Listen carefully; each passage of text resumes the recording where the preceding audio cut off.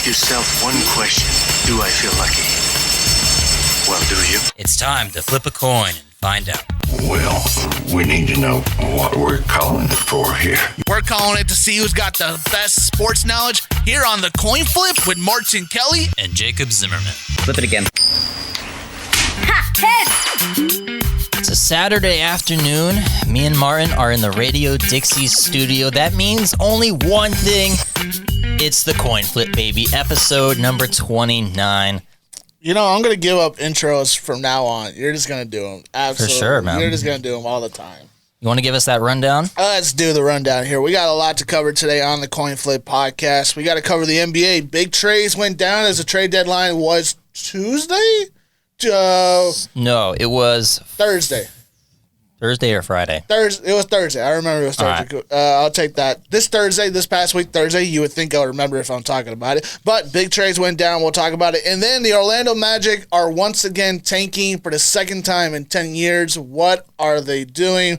We'll talk about them. Then in the NFL, we got draft trades. San Francisco gets a certain pick. Miami gets a certain pick. And Philly now gets a certain pick. We'll talk about what that means for those three teams. And then the Tampa Bay Buccaneers have once again done something that has not been done in a long time, has not been done since 1979. We'll tell you about that coming up here on the podcast. And then we got to cover other sports. Dixie Athletics, they're in action today. We got to cover NASCAR. They're doing something that hasn't been done in 50 years. And then March Madness tournament is going down today. We'll talk about the matchups this weekend. And then we got the rant with me. A little clue. It's about one of my favorite basketball teams. I'm just gonna leave it right there. The dynasty is coming back, baby. I'm telling you right now. I know who you're talking about. All right, that's all coming up here on the Coin Flip podcast. So let me hit that NBA button. Doncic pulls up, three-pointer. Bang! Bang! It's good! Doncic wins the game at the buzzer! It's off to Leonard, defended by Simmons. Is this the dagger? Here's Michael at the foul line. A shot on Elo. Good! The Bulls win it! They win it! 3 and 2. LeBron to win the game. He does! He does! The ball comes in. Kobe's got it. Above the three-point line, taking a little bit of time. One dribble, pull up. To the win. He got it!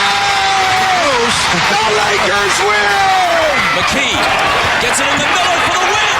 It's with 2. Wade puts it up for the win. Yeah, baby!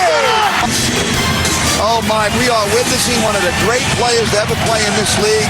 And man, I hope it lasts for another 7, 8, 9 years, baby. 7, 8, 9, 10, 15. Long time. We hope they play for a long time. Speaking of which, we have to cover some sad news at the beginning of the podcast here. First, we'll start with news from the WAC conference here. Oscar Fryer, who played for the Grand Canyon University men's basketball team, who went on to the NCAA tournament. They lost in the first round to Iowa. I was hoping they would beat Iowa to create a bigger story. They lost their point guard, Oscar Fryer, over the weekend. He died in a sad car accident. 2 days after they got home from the NCAA tournament, it was sad news. Oscar was among a couple other people that were injured in the accident. We pray with the family, the Fryer family, for losing Oscar. He played against Dixie State, and Frank Stain went on Twitter to say, you know what, he was the only one that would challenge me. He was the only one that would play hard with me, so he was a good player. And, everybody from the Dixie State community reached out and said some prayers. Arizona Cardinals, the Arizona Diamondbacks, and the Arizona Coyotes, all the professional teams in Arizona. I believe the Phoenix Suns were the only ones who didn't, not calling them out specifically, but some major sports market teams reach out to GCU as well and send their condolences as well. So, it's sad to say that Oscar's gone, but hey, man, he was a great player. He'll be remembered. And just Mark Few, the head coach of University of Rio Grande Valley, dies, and then now Oscar Fryer from the conference dies. It's just too much sometimes, man. Death is just too much sometimes. It is a lot in respect to those professional organizations. And then there was a lot of deaths this week, not just players, but former players. Yep. Elgin Baylor in the NBA. Now, I got a chance to read his book. I was going to mention that. And you should definitely read his book. Everyone listening to this should definitely read his book. Yes, it's about his career in basketball, which is why I read it, but it also talks about a lot of other things It talks about how he was involved with the NBA more than I thought beyond his playing career. And then it really talks about the challenges, the racism challenges he faced from a young age growing up in that time period. Yeah, I was about to say, like, he was involved with the Los Angeles Lakers for a very long time in their front office. I mean, obviously, Jerry West was the true mindset of everything that went down in the 90s and the early 2000s. They were winning championships in the 80s as they were winning championships. But, you know, Elgin Baylor had his hands all over those championships as well. He was, you know, just in the background, just making sure everything was right and everything. You know, he didn't win a championship as a player, but he got a chance to join the front office organization with the Los Angeles Lakers. He went on to win some championships with them, so congratulations to him. And finally, Jacob, you're a University of Miami football fan. Yep. I'm a Notre Dame fan, but I got respect for Howard Schellenberger, who is the former University of Miami football coach, because he brought that program right out of the grave. He died earlier this morning as well. He was part of the 1972 the only undefeated team in the NFL history, the 72 Miami Dolphins. He was part of that no-name defense that played lights out every single week and won a Super Bowl over the Washington football team. We can't call them what they used to be, but nonetheless, the point is, a little sad news to start off today, but nonetheless, as death comes, we got someone that always takes the shine afterwards. Man, that's just, death is inevitable. We got to face it, but we can remember those people for what they left behind and the legacies they left behind, and we can cherish those legacies as well. Every time a legend dies, a new legend is born. Yeah, it is. I don't think we mentioned a couple weeks ago, but Marvin Hagler, like seriously, man, there's too many of them going away. So anyway, let's get to the NBA here. Let's talk about some big trades here. Jacob, we had some huge ones go down. We'll talk about them specifically, but the first ones to go down the board was the Aaron Gordon trade. Aaron Gordon goes to the Denver Nuggets. He gets traded for Gary Harris, R.J. Hampton, and a future first-round pick. Denver also gets a player named Gary Clark in the trade. Another trade that went down involving the Orlando Magic, Nikola Vucevic. He goes to the Chicago Bulls.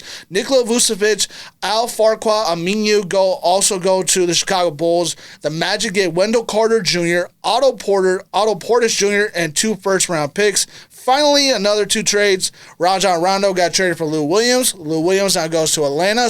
Lemon Pepper Lou Williams is back in Atlanta, Georgia. And Rajon Rondo goes back to L.A. to be playoff Rajon Rondo. And then Victor Oladipo got traded from the Houston Rockets to the Miami Heat. He gets traded for Kelly Olynyk, gets traded for Avery Bradley, and they swapped second-round picks. But there's other big trades. But just to cover these 4 big trades that went down Thursday afternoon in the NBA, which one stands out the most and which one makes the most impact? Which one stands out the most? I think the one that stands out the most to me is Rondo to the Clippers. Now, we'll talk about all these, but I'll start off with Rondo. I think this is a scary move. Rondo was hitting his threes last year for the Lakers in the playoffs. If you were paying attention, he was kind of that third star. He was consistent. Rondo wasn't really known as a three-point shooter in his career, like especially kind of one who wouldn't even take threes back in his Boston days, but now he's kind of reversed that trend. I'm interested to see, will he have that thing that happens to Rondo where he just touches gold once playoffs come and he can't go wrong and all his stats just shoot right up. I've never seen someone like this get way better in the playoffs who's not already like a superstar. But I think as for the Clippers, it's going to make their offense a lot easier. I think there's too many possessions where they just hand the ball to PG or hand the ball to Kawhi and they say, okay, go get a bucket. They say, okay, do pick and roll. There's not a lot of movement. It's kind of just your turn, my turn. If they have Rondo, that's going to make it to where PG and Kawhi are going to get a lot more open, like spot-up looks, and those are higher percentage shots. So for the Clippers, who are already one of the best three-point shooting teams in the league, this is very scary, and we'll have to see what Rondo can do for the other side of LA. Just to cover this trade, I'm going to go on the internet today, and I'm going to find me a Lemon Pepper Lou Williams t-shirt. That is, dude, I'm telling you, that is the greatest nickname in NBA history. Lemon Pepper Lou Williams. Tell me a better one than that one. Greek Freak. All right, fine. Anyway, point is, I like this trade for both teams. I think the idea of old Lou Williams and Montrezl Harrell coming off the bench for the Clippers, I think they got to the point where, like, all right, we need to move off that story. We need to move off that storyline. We're no longer that team.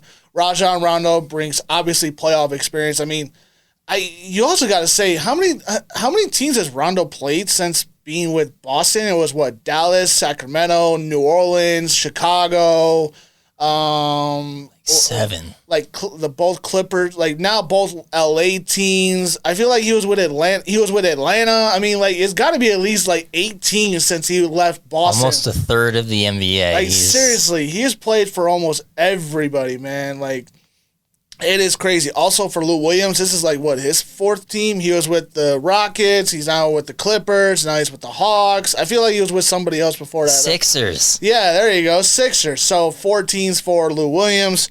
A trade that I think is underrated, I think was big, was the Victor Oladipo trade because they were trying to get Kyle Lowry from Toronto. They now got Victor Oladipo from Houston. He is a guard that can go get his own points.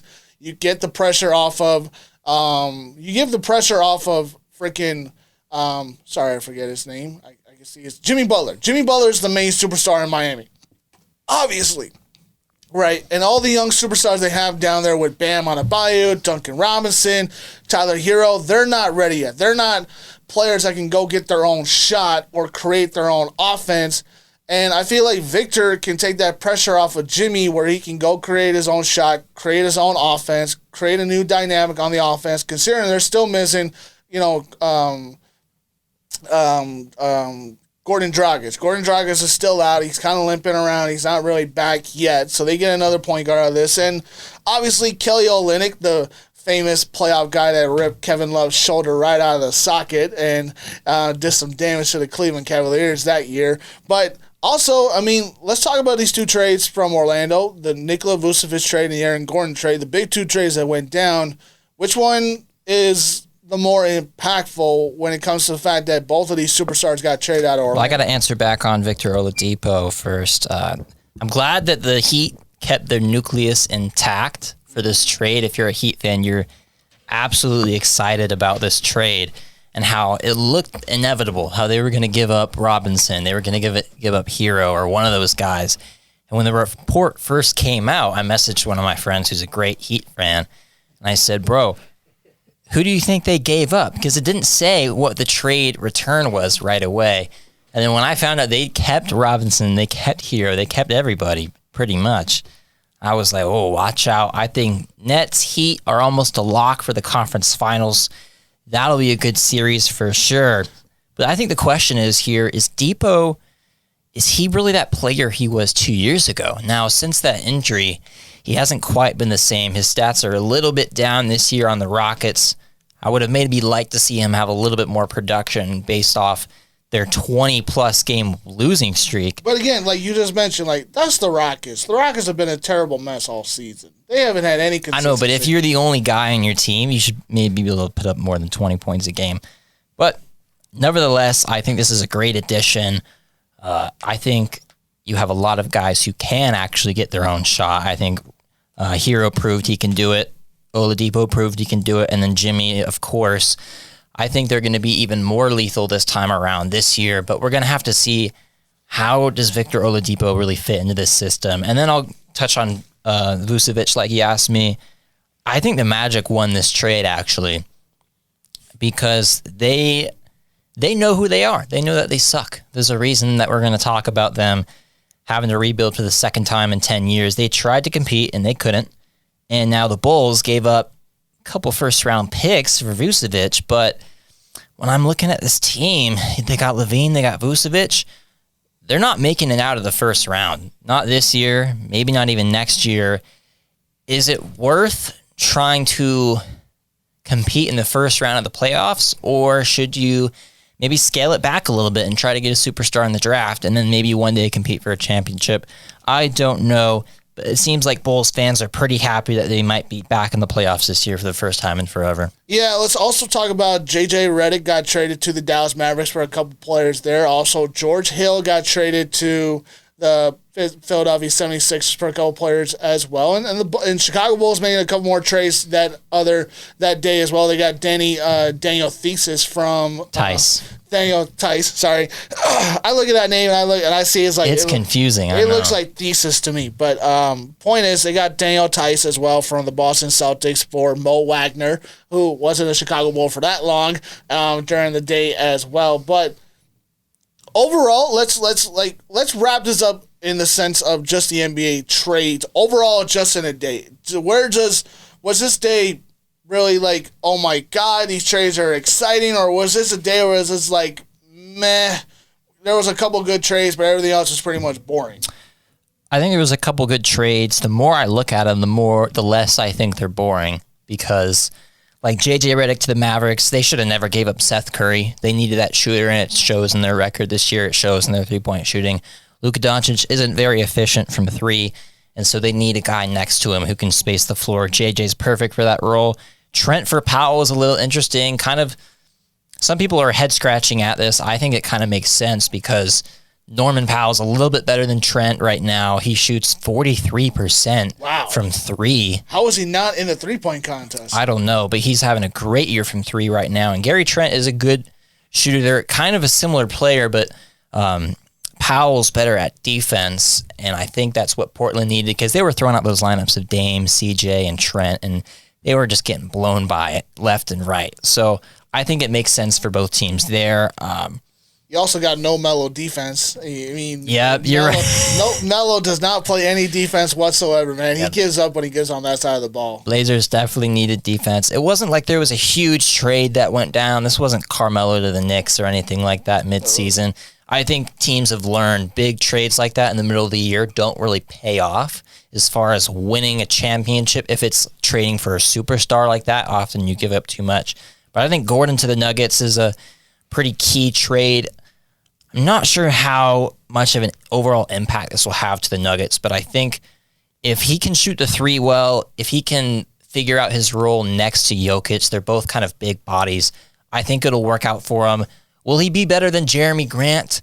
That's a tough question, but I think Aaron Gordon's defensive capabilities are better than what they had on the roster. Just to touch on the Aaron Gordon trade, I can see right now Lob City 2.0. Like, think about it. Jokic sitting on the top of the key just looking for Aaron Gordon throwing up lobs all day at the bucket. I mean, Aaron Gordon's going to have a field day with all the slam. You're right about that, because the other center is going to be out on the perimeter guarding Jokic, and that leaves some undersized four to have to guard Aaron Gordon. You're probably right about that. Aaron Gordon's just going to fly right by. We're going to get Lob City 2.0. It's going to be fun to watch that one. And on top of that, we talked about Gary Harris last season in the playoffs. He wasn't the big main reason why the Denver Nuggets had a great run into the playoffs. But he's a decent point guard. He's good enough to, play the top one. He can't really average more than 20 points a night, but I mean, as long as he gives you 15 a night and gives you somewhere around 4 or 5 assists. And then R.J. Hampton, the other player that gave up in the trade, a guy that really can't shoot, was the first-round pick for the Nuggets last year in the playoff in their draft. Wasn't like the outstanding player of that draft. There's really not a whole lot of information on him besides he can shoot it from 5 feet to the basket, but anything outside of 5 feet, he's got to struggle with shooting. He's decent on the defense side of the ball. He can shoot some threes. He's shooting under 30% for the season so far, and he shot under 30% in the Australian League that he was in last year. So he's not a great shooter, but he's an untapped potential type player. If you can mold him right, he could possibly turn into a guy that can maybe get 20 points a night, or possibly be a guy that can explode to the basket. It depends on how Orlando can do that. Now, let's touch on to Orlando here. We got to get to them. Orlando Magic once again blows it up. They traded Fournier to the Boston Celtics. They traded Vucevic and Aminu to the Chicago Bulls. They traded Aaron Gordon to the Denver Nuggets. This is the second time in 10 years they have blown it up after they decided to trade Dwight Howard out of Orlando as well to the Los Angeles Lakers. They got rid of Turkoglu after that. They got rid of everybody that was on the 2009 Eastern Conference Championship team that went to lose to the Los Angeles Lakers. Jacob, once again, the Orlando Magic are going dumpster diving for lottery picks. Do they have a chance again this time to maybe get the balls right and maybe get Shaquille O'Neal and Penny Hardaway in the draft? You know, I could see them getting a good superstar again, once again in the draft. Get a guy along the lines of Dwight Howard, fringe top 5 player in the NBA. But I think the real problem with the Orlando Magic is that they're a small market team, and getting that second star to come join, or that third star to come join their team in an NBA where we're seeing teams really stack up. If you don't have 2 MVP candidates on your team, forget about winning the championship. So I don't know if they are going to actually be able to hit the lottery odds and draft 2 superstar players. That rarely ever happens for a franchise. I think long-term Magic fans might as well find another team. Wow. I mean, just drop the hammer, right? Just drop the mic and just say, hey, Orlando Magic fans, give up on your team, bro. Y'all suck like hell. Wow. They would be one of those teams that could move to Seattle, for sure. Wow. Everybody's just dog. Wow. Okay. The Seattle Magic? No, they'd go back to the Supersonics. I like that. All right. But, I mean, I wouldn't say they're in a small market, man. They're in Orlando. Disney World's right down the block. I mean, they play in the same area as the Disney World facility. They're not that if you're going to go to Florida, everyone's going to go to South Beach. Okay, of course, Miami is the big-time place, but still, Orlando is a good place for them to grow as a team. But, okay, I'll touch on this. One, they have no good front office. They have no good front office management. I switched those words around. But, think about it. The trade that stands out to me that says this team has no idea what they're doing is the Serge Ibaka trade. When they traded Victor Oladipo and they traded the pick in that draft back over to Oklahoma City Thunder, who turned into Domantas Sabonis, who then the OKC Thunder traded those players, Oladipo and Sabonis, to the Indiana Pacers for Paul George. And we got Paul George out of that trade. And the way I look at this with the Orlando Magic is they've had their chances of winning a championship. They didn't do it in 94. Obviously, they got blown out by the Houston Rockets. And then they had their chance in 2009, and they lost in 5 to Kobe Bryant on his revenge tour on trying to win more championships than Shaquille O'Neal, because O'Neal won a championship in 06, and Bryant was on a freaking monster run to say, he's not having more championships than me. But, think about that 09 roster, dude. Just think about it. They had Vince Carter, they had Dwight Howard, they had Turkoglu, Jeremy Nelson, J.J. Redick, Jason Williams, Matt Barnes on that 2009 Orlando Magic Eastern Conference Finals championship team. How did you not win? How did you not at least win 2 games in that finals series? That is a championship caliber team right there. All those games were very, very close. That's a championship caliber team right there, enough to make it to the championship. I don't know about winning it, but making it to the championship. Now, back to the current Orlando Magic. They drafted Vucevic. They drafted Aaron Gordon. They drafted Jonathan Isaac. They got Markelle Fultz, who had a resurgence this year. They've drafted okay. I mean, they drafted Victor Oladipo. I mean, he was decent in Orlando when he was playing for them. I mean, he wasn't a terrible player. I think Orlando just has no idea what they're doing. They have no idea how to develop players. They have no idea how to actually find a coach that can get along with their superstar and not, get into a Dwight Howard and I'm trying to remember his name. Who did Dwight Howard embarrass on TV? Stan Van Gundy. Yeah, remember he had his arm around Stan Van Gundy at the interview, and they're standing next to each other, and they're asking Dwight Howard hey, what's your relationship with him? What's going on here? And he just has to lie to the camera and tell him, we're all good. Inside of his own head, he's I hate this dude. I hate him with all my passion. I hate him with all my heart. I think the real reason why the Magic are blowing it up again is because they tried to compete. Their biggest headline in the past 10 years was knocking one game off the Toronto Raptors with DJ Augustine going off. So didn't they get a game last year against the Bucs? I feel like they got a game. I think they got a game. Maybe. Maybe. They got a game last Does it year. matter? No. No. Because they tried to compete with Vucevic, and they couldn't. So they just shipped him off.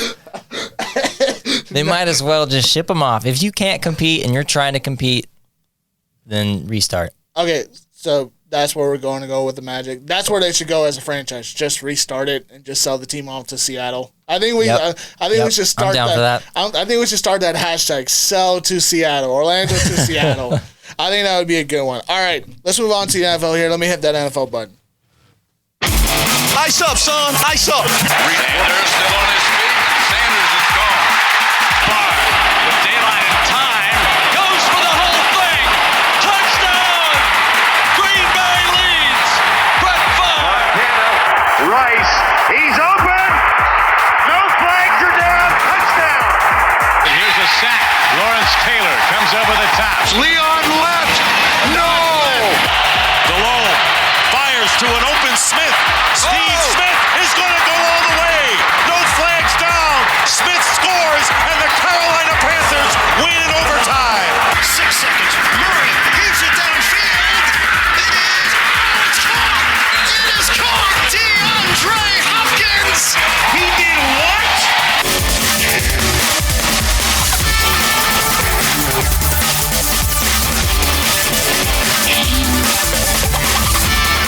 Still roasting the Orlando Magic during the break. He did what?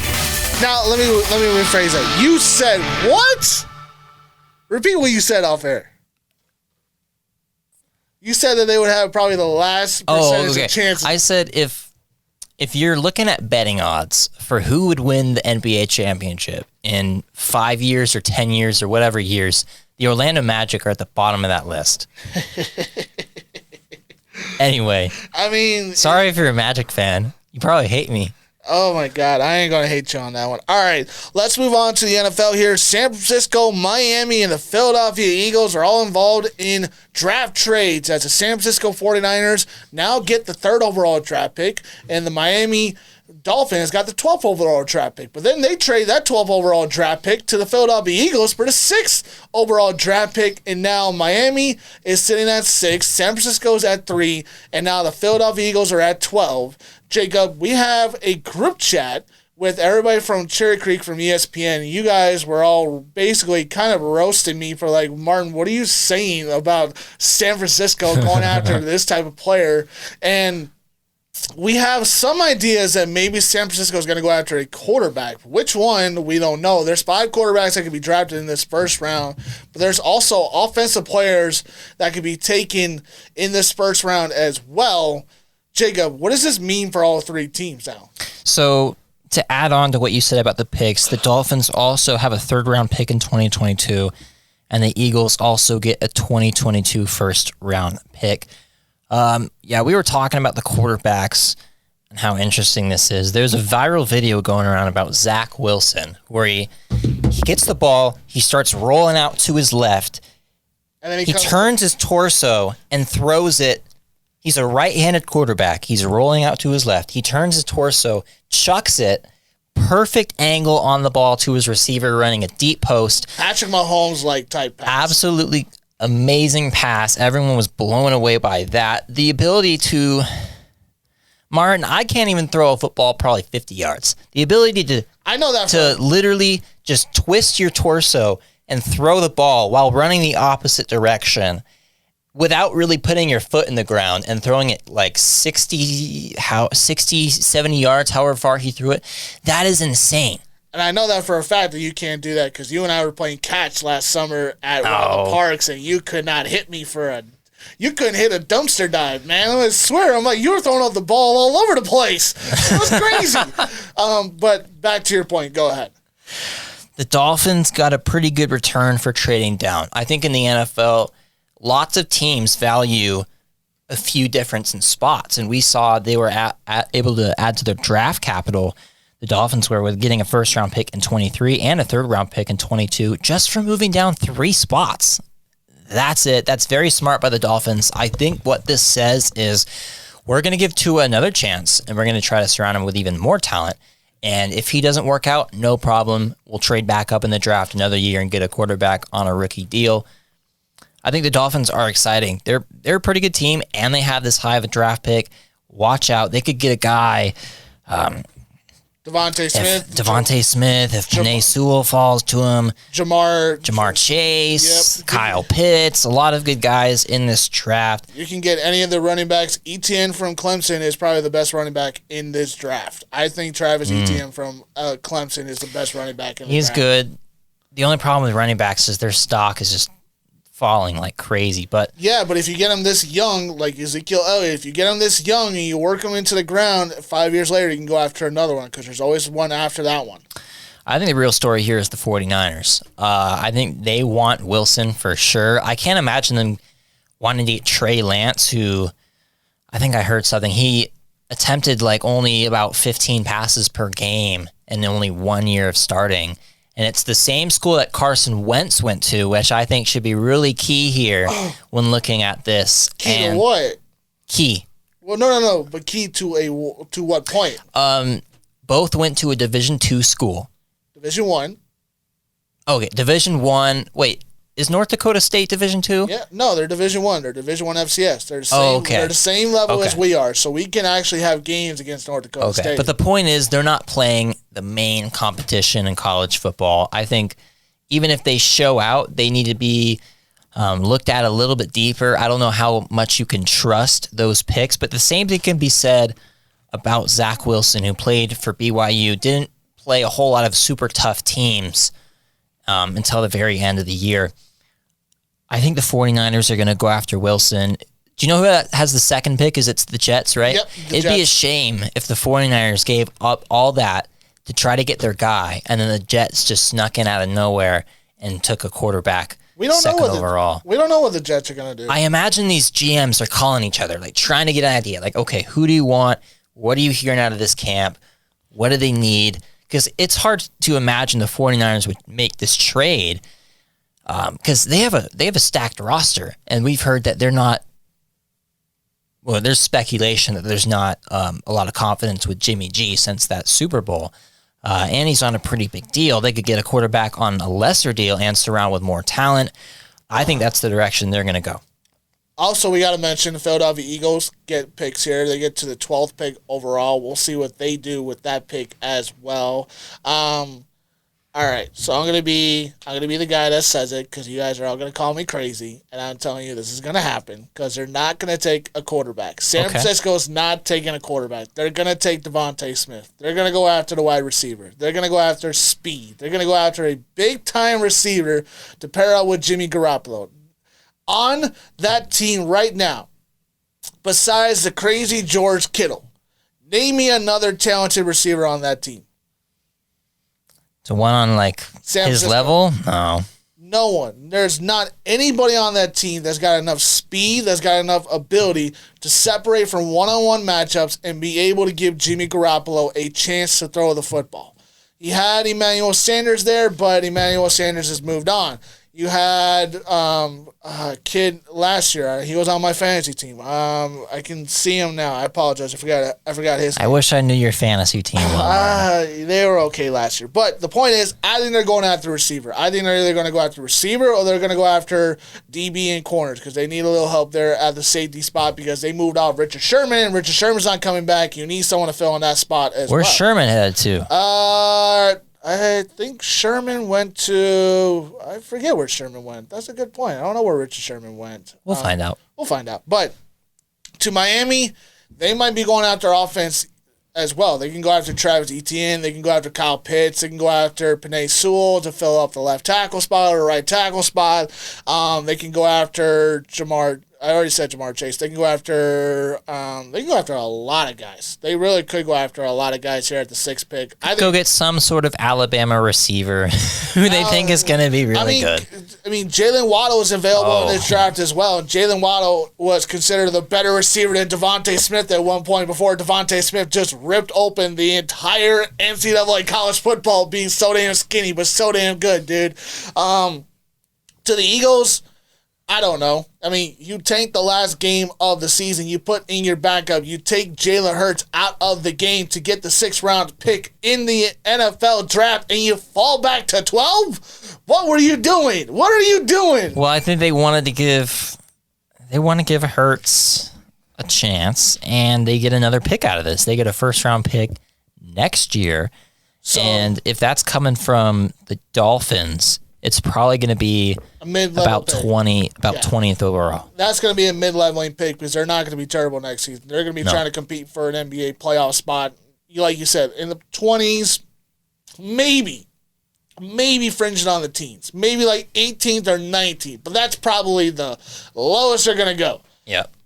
If Miami falls any farther than that, Miami's got some problems. Something is brewing in Miami that we do not know that's going on. All right, let's move on to the Oakland Raiders here. The Oakland Raiders have done something, Jacob, for the first time since 1979. Raiders? Not the Raiders, sorry. The Tampa Bay Buccaneers. Apologies.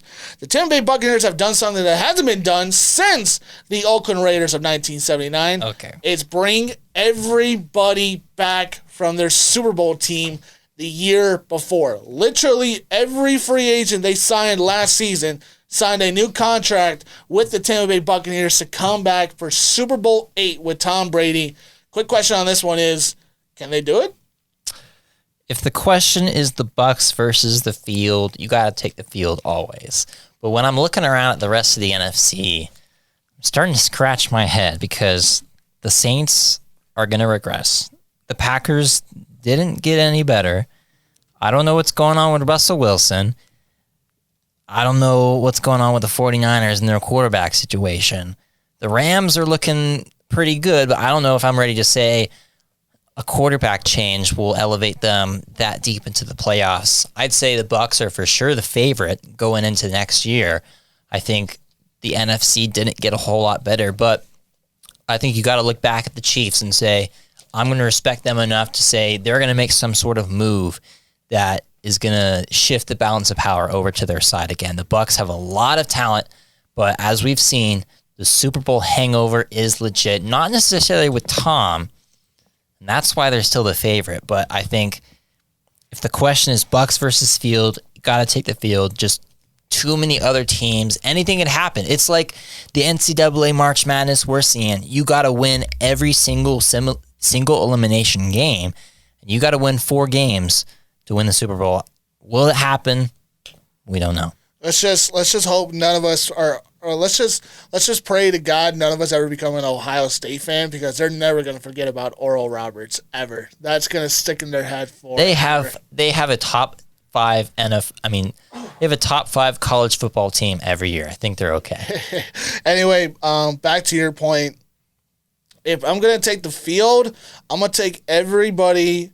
I'm going to take the Bucs unless it's versus the NFC East. For some reason, Tom Brady cannot beat the NFC East. He can't beat the. Dude, are you kidding me? He lost to the Giants twice in the Super Bowl, and then he lost to the Eagles in the Super Bowl. Bro, that has nothing to do with last year, though. The menace of the NFC East still sticks in Tom Brady's head. That's why he keeps playing. Do you really see like the Cowboys just beating Tom Brady? No, actually, no. It either has to be the Giants or the Eagles. They're the only 2 teams he's ever lost to in the Super Bowl.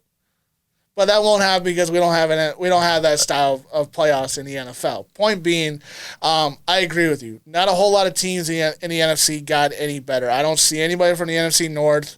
The Bears won't do it. The Vikings won't do it. Hell no, the Lions won't do it. And I don't know about the Packers. They need some help offensively with some wide receivers. The NFC West, maybe the Cardinals. Maybe with that offensive talent, maybe with J.J. Watt on his last legs, maybe. I mean, that Arizona Cardinals defense is pretty good. Budda Baker knows how to cover and intercept balls. He just can't return them for a touchdown because of DK Metcalf running them down like a crazy maniac. Seattle, I mean, we don't know what's going on with Russell Wilson. I think it's more leaning towards they might have to train him actually before the season starts. They might train him before minicamp. It's just to which team they might trade him to. San Francisco, we just talked about. We don't know what they're doing. Los Angeles Rams, I like Matt Stafford, but is he good enough to beat Tom Brady in a one-on-one matchup in a playoff game? I mean, if you're either in sunny California or in sunny Florida and Tampa Bay, I mean, either way, I'm taking my money on Tom Brady every time against Matt Stafford, man. I mean, in the AFC, I mean, Baltimore added Sammy Watkins from the Kansas City Chiefs, who didn't get a contract offer from the Kansas City Chiefs whatsoever, so maybe Baltimore can make a run at this. Maybe Lamar Jackson can get this Super Bowl monkey off his back and win one and shut up all the critics, you know? If they, I don't know, they're going to have to add some sort of new dimension on offense because it just clearly seems that once playoffs roll around, they can run the ball. They can run it well, but they can't throw it in the playoffs. It just doesn't happen. They need, Sammy Watkins is a good pickup, but they would really need like a top 5 receiver in the league. And I like Sammy Watkins, but he gets hurt way too many times. He's on the injury report way too many times for a receiver. I mean, yeah, you could say Kansas City. We all respect Kansas City for how many lethal weapons they have. They're a juggernaut just waiting to happen, but, you know, we don't know how consistent they're going to be this season. Are they still going to be the monsters that they usually are or not? So we'll see about it. I lean more towards Tampa Bay, dude. I'm sorry. I hate to say it, but I'm leaning towards more Tampa Bay is just going to run all over everybody and win the Super Bowl again. And I hate to say it because I'm a Chicago Bears fan. I am one of the original teams that started the NFL. And Tampa Bay, a team that was just started in 1979 because the NFL felt bad for the people in Tampa Bay and said, fine, we'll give you a team because you kept complaining about Miami. Finally get a team, and they have more Super Bowls than I do. And I'm an original team in the NFL, man. What the hell? So, I don't know, man. But that's my only point about it. So, well, to finish this off, they got more Super Bowls than the Panthers do as well, so... Yeah, that is true. Damn 2003. Anyway, let's get to the other sports here. 5 seconds left in the game. Do you believe in miracles? Yes! 20 years of trying, 20 years of frustration. Dale Earnhardt will come to the caution flag to win the Daytona 500. And the ball is free. It's picked up by Michigan State's Jalen Watts Jackson, and he scores! There's the pass to Leitner. Puts it up. Yes! With Canerco up. And he rips one into left. Canerco, grand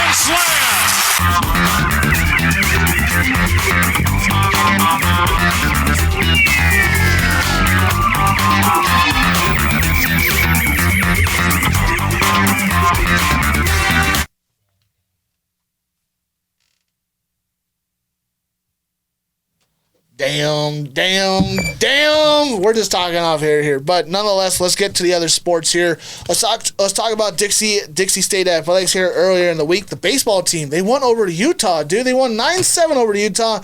That extended their winning streak to 3 after they beat the University of Texas Rio Grande Valley in a game. They beat BYU earlier that week, and then they beat Utah, but they lost yesterday 9-3, so that ended their 3-game winning streak. They lost to Sacramento State 9-3. It was a good game through most of it, but Sacramento State blew up in the last couple innings to get the win 9-3. I was on the call for the Sunday game where they won 3-2. It was their 4th win of the year when it happened. Yep. Calling the game in the stands, unfortunately, got a gnarly sunburn. I could see it, dude. It was way worse. I was wondering why you looked like a cherry tomato walking into the studio. Dude, I looked like Rudolph all over this whole week. It was bad, but nevertheless, the pitching came in clutch.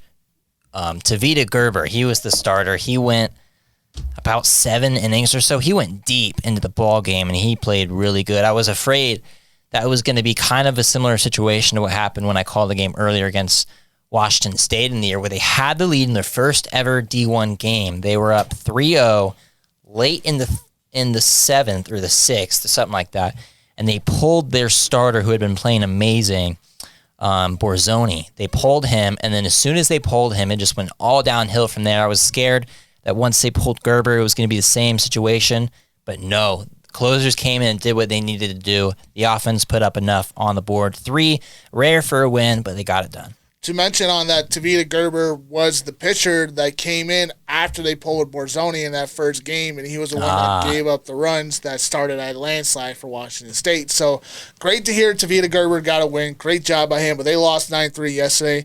The women's soccer team, they tied New Mexico State earlier in the week 2-2. They're playing right now against New Mexico State as of now. They're going to have a good game there in that one. Softball team, they lost back-to-back games yesterday. They gave up 14 runs in back-to-back games. They lost 6-0 in the first one, then they lost 8-1 in the second one. They gave up 26 hits, dude. They gave up a lot of hits. Is it 7 innings or 9? 7 innings. 26 and 14 innings, and they only scored 1 run in both games. They just could not get the bats going yesterday. Pitching was off yesterday for them. Men's soccer team, they lost to Grand Canyon yesterday 5-1. They'll play actually tomorrow. I believe that's again against Grand Canyon as well. Apologies.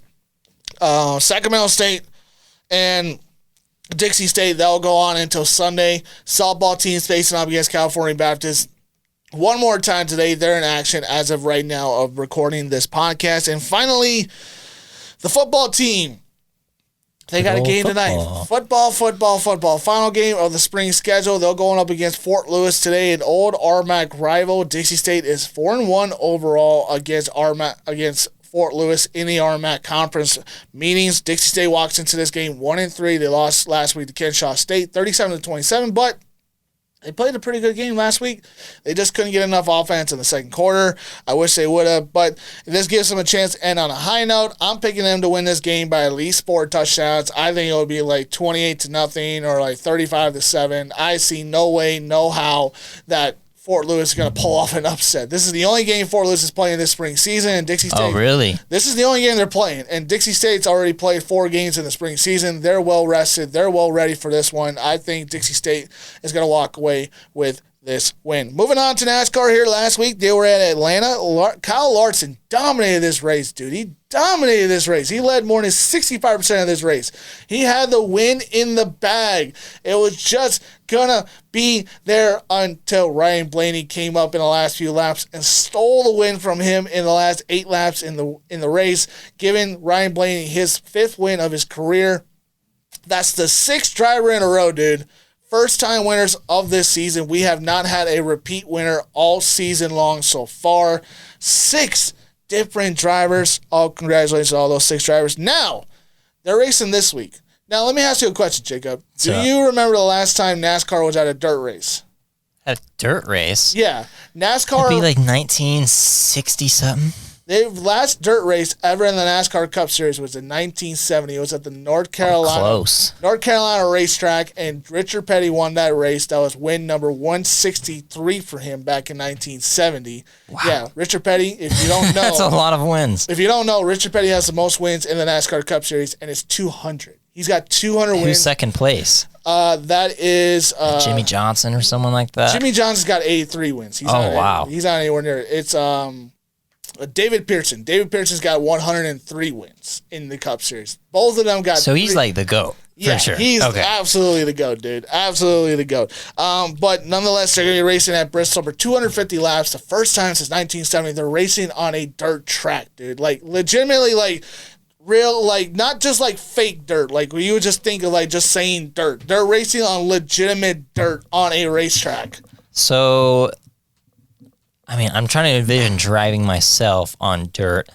There's a lot of like dust clouds popping up, and if there's an accident, you can't see. Oh, man. It's going to be Lightning McQueen 2.0 for somebody. It's going to be a lot of fun, man. It's going to be exciting to watch.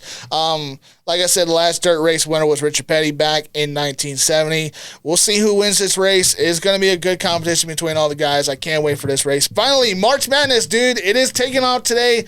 Oral Roberts versus Arkansas. Villanova versus Baylor. We got Loyola, Illinois taking on Oregon State. And Syracuse versus Houston. Those are your 4 matchups for the Sweet 16 today. Loyola Chicago could really get back to the Final Four. They could, man. It's going to be a fun one to see what happens in the Sweet 16. And then tomorrow will be Creighton versus Gonzaga, USC versus Oregon, Alabama versus UCLA, and Michigan versus Florida State. We have 3 number 1 teams still left. There's not a number 2 team left. Houston, it was a 2 seed. They're still left. But everybody else, dude, is a higher seed. It's a mid-level seed. It is. I love it. I love it too, man. The seeding doesn't really matter in this March Madness tournament, dude. It does not matter where you're placed. It matters if you show up and you actually play your game and you show up and you play like you're supposed to. You know what would be awesome? Imagine you're like a reporter or something, and you're in the locker room for the Oral Roberts pregame speech from their head coach. Imagine the speech he's giving to his guys right before they're going to face Ohio State. That would be awesome to just sit and listen to. I probably would have told him just like, hey, doesn't matter. Go out and play ball. Just go out. Those guys got recruited and have been put on a pedestal all their life. They're not scrappy like you are. Go and scrap and out-hustle them and you'll win. Just go out and play your ball. Just go out and play your game. Just go out and do that. If you go out and do that, you'll win the game. 100%, I believe a 1 seed will win this tournament. I just don't know which one. They're all very, very good teams. Michigan, I'd say Gonzaga. Michigan, Gonzaga, Baylor, those 3 teams are just that good, dude. They're just that good. We'll see how it goes down. All right, let's get this rant in, and then we just got to end this, bro. It's time for the moment you've been waiting for. The one, the only, the rant. Oh, you're about to go blasphemous. Fighting a scorpion, and that is final.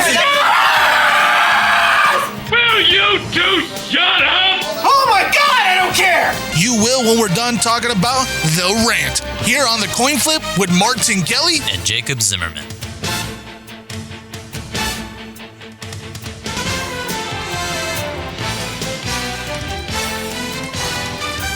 I hate Jacob Zimmerman. I hate him. I hate him. I hate him. I hate him. Blast you for what you just said. Blasphemous. That's absolutely blasphemous for what you just said. And I'll tell you what he just said because his mic is muted. He just said to me as I am going to rant on the Oklahoma City Thunder. Why am I going to rant on the Oklahoma City Thunder? Because I'm happy to say that the Oklahoma City Thunder, the reign of the Lightning and Thunder are going to come back, baby. We got 34. I said 3 and 4. 34 draft picks for the next 8 seasons. 17 first-round draft picks. 17 second-round draft picks. No one has more than 15 draft picks in the next 7 drafts. We got 34. And that's a combination of 10 teams in the NBA. We have 34 draft picks, including our own draft picks in the next few years. And what Jacob said to me, he's like, well, I'm going to give you a call in 8 years and say, congratulations, you finally made the playoffs. Wow. You know what? I'm just going to say it. The old Thunder days of the 2010s where we had Kevin Durant, where we had Serge Ibaka, we had James Harden, we had all the great players, Russell Westbrook, the 4 horsemen, we had Tefalosha, we had all those great players. I mean, it was a list of players. Jeremy Grant, Paul George, Carmelo Anthony. The 2010s were nice to the Oklahoma City Thunder, but we lost to the Miami Heat in the NBA championships. James Harden decided to rain the $100 bills at a strip club, then rain in 3-pointers in an NBA basketball game. I still hate James Harden for that moment as well. Kevin Durant couldn't do anything because he just wasn't ready for the NBA Finals. And Russell Westbrook, as much as I love his aggressiveness, much as I love him being that dog, that player that's just going to slam the ball down in your face and tell you to go kiss your mama, it wasn't enough to beat the Miami Heat in the 2012 NBA Finals, and we lost in 5. But I'm here to say, the 3-1 loss that we had to the Golden State Warriors, the messes we had after that run to the NBA Finals, we couldn't get out of the second round, we couldn't win the conference finals, we couldn't make it back to the NBA Finals, a 3-1 blowout to the Golden State Warriors. I watched every game, I watched every meltdown of that series, that game, that disastrous 5, 6, and 7, just in front of my eyes. I'm here to tell you that will not happen anymore. I'm here to tell you, Shai Gilgeous-Alexander and Lou Dort will lead the way for the Oklahoma City Thunder to be the NBA champions we deserve to be. We are going to bring an NBA championship to Oklahoma City. It'll be the first championship in the franchise history, including the fact that we were the former Seattle Supersonics, and they haven't won a championship. They didn't win a championship until the mid-'70s.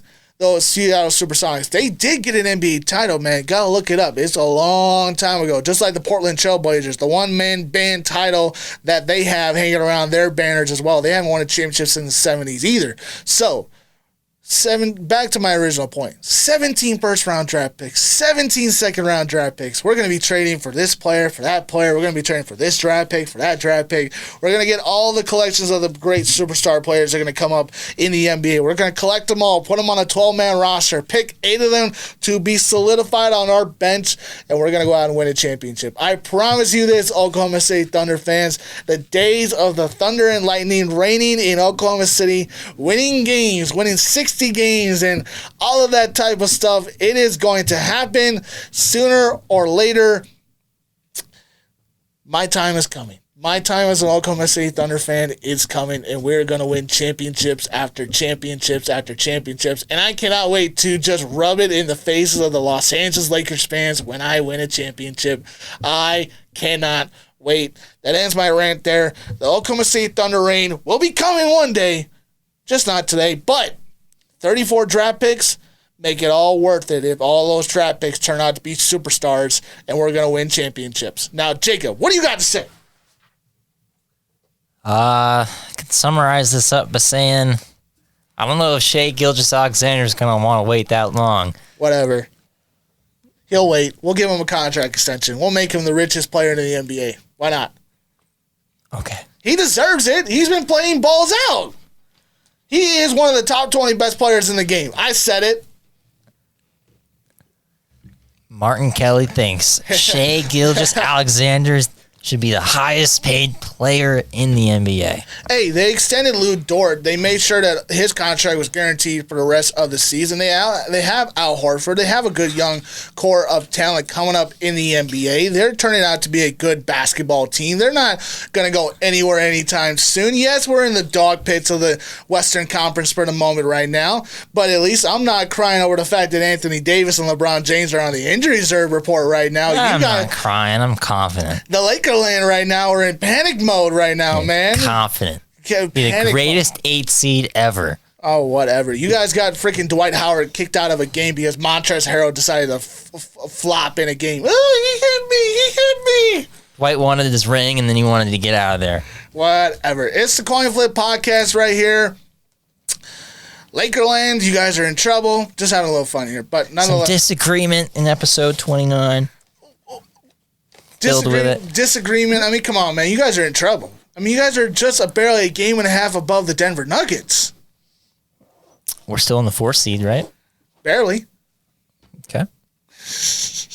I'm not getting anything out of you. I keep poking the bear and just like, go away. Go away. I'm not doing it. All right. It's the Coin Flip Podcast. That's Jake and Zimmerman over in the corner. It's Martin Kelly right over here. We love you guys so much. Thank you guys for listening to us. Episode 30 will be next week. Have a good one. Peace. Peace.